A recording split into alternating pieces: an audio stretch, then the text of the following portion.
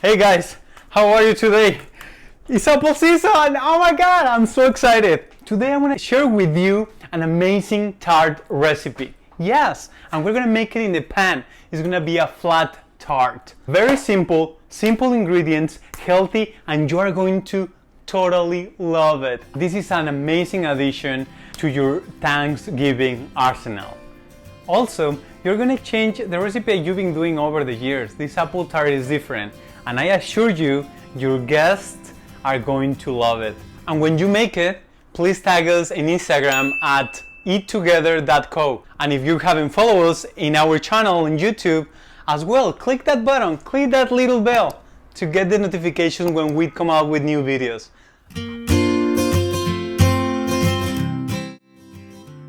So the first thing we're going to do, we're going to sieve the flour in a bowl. I'm going to use a KitchenAid, but if not, just use a regular bowl until it passes all through. This will help the flour to be lighter and fluffier, and it's going to make a lighter crust. Then add the almond flour and pass it also through the sieve. Whatever is left over, just put it into the mix. Then mix both flours. We're going to add the coconut sugar, the spices, and we're going to mix them all together. Also the salt. Then in the KitchenAid or by hand or using a spoon, just mix them until all the dry ingredients are combined. At this point, we're going to add the coconut oil to form a crumbly texture. So first the fat, and then we're going to work it in low speed until all the flour have absorbed all the oil. So this is the texture that you should have, kind of crumbly, fatty, and this is what we want. This is what is going to make our dough crunchy and crumbly. Now add the water and mix it till combined for about 1 minute. Don't overwork the dough. Use your hand and then you're gonna see how it comes together. Place your dough into a mat or a parchment paper and then just start working it with your hands very slightly until you get a dough, a compact dough. It doesn't have to be perfect, and also don't really overwork it because if not, you're gonna develop the gluten in the flour. Now stretch the dough into a kind of rectangle size with the tip of your fingers. Now grab your dough in aluminum foil or plastic wrap and place it in the fridge for like an hour. This is going to make that all the flour in your dough absorbs properly the water and the fat that we just add. This is going to make an amazing crust. You will see.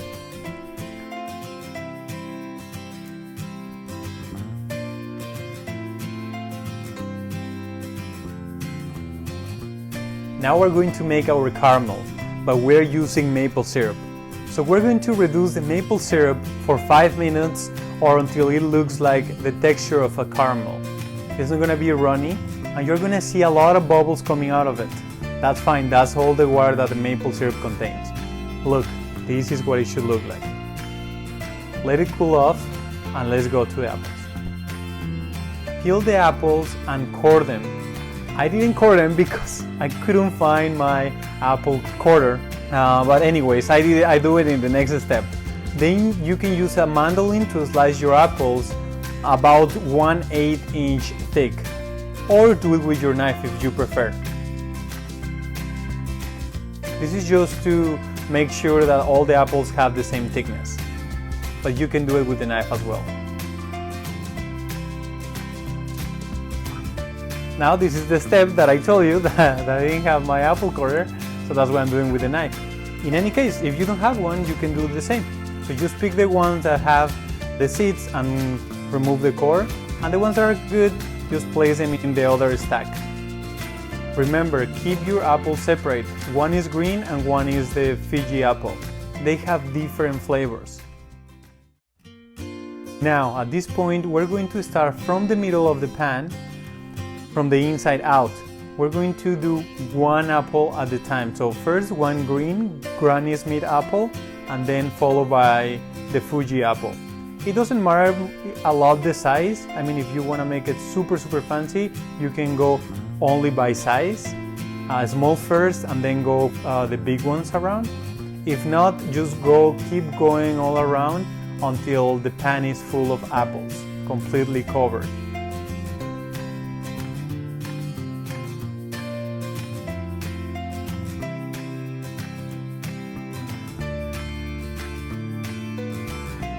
You can see I run out of green apples, so then I just finish with the Fuji apple, and that's okay too. Just make sure they look all nice, perfectly, super beautiful, because this tart is gonna be amazing. Okay, now take your dough out of the fridge. This recipe makes for 2 small tarts. That's why I'm cutting a little bit of the dough. Sprinkle some flour on top. Don't overflour the surface. Then, using your rolling pin, open up your dough until the desired thickness, that is 1/4 of an inch. Using your palms, help yourself to open up your dough better and more evenly. Because if you press from the sides, then your dough is going to be thinner just in the size of the dough, and the center is going to be thick. So we want an even crust.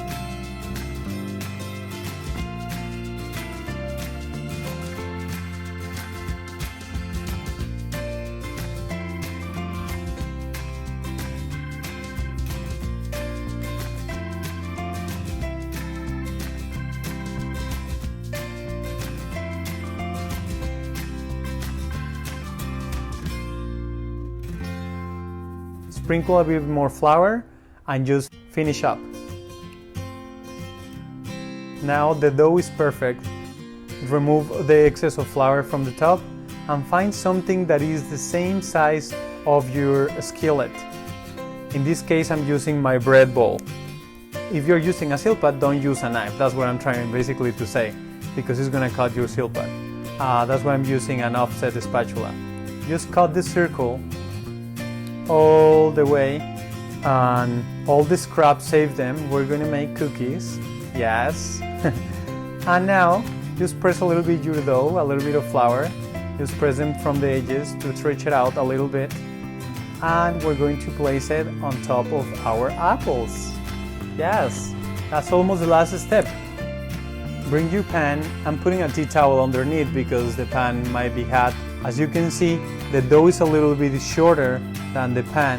So now what I'm doing is with my fingers, I'm just stretching the dough and placing it like around the pan so it covers the apples. I don't want the apples to be larger than my dough.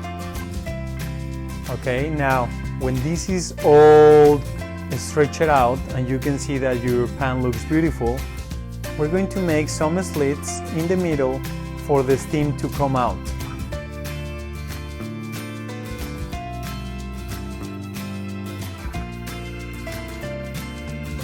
And with the leftovers of your dough, you can make cookies.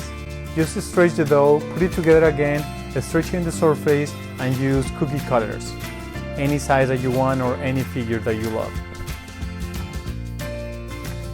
So now we're going to place our tart in our preheated oven at 350. In the meantime, place a sheet pan with parchment paper or aluminum foil. Check your dough after 15 minutes. And then with the liquid that is maple syrup and the liquid from the apples, use a brush and just brush the surface of your dough.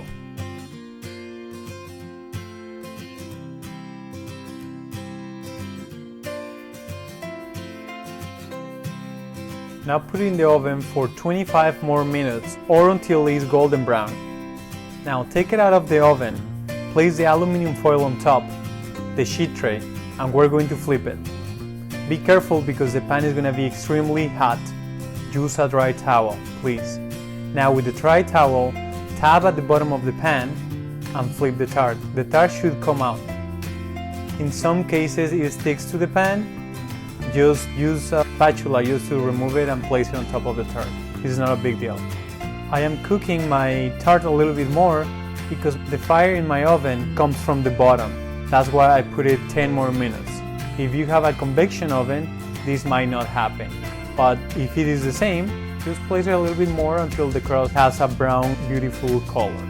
Now we're going to brush the tart with maple syrup to make it look golden, shiny, and to add a little bit of that raw maple syrup flavor.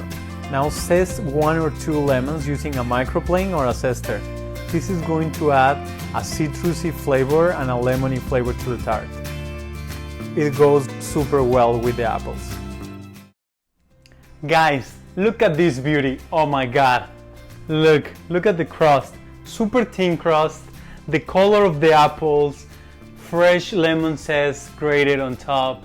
Oh my god, it's just delicious. Believe me, when you taste it, you're gonna be, oh, thank you, Eduardo. Honestly, it is worth it. Honestly, I know it was a little bit of time, then put the apples and slice it, but my god, if you want things done properly and beautiful things, you have to work for them. That's life, like in kitchen, in life, at work, everything works like that. In a marriage, everything. You have to give a little bit extra, if you're used to just to cut the apples and then just put them all in there and then that's it. Yeah, I'm not saying it's incorrect, or I'm not saying that's not nice. The only thing I'm saying is to step a little bit up your game. What you need to do is just push yourself. Always push yourself in everything you do. And I think that's a way that we've been pushing ourselves to make something different for you and something that we believe you are going to love. And we do it with a lot of love and a lot of passion for what we love. And that's why we're here, to share this passion and this love with you. Thank you so much for watching.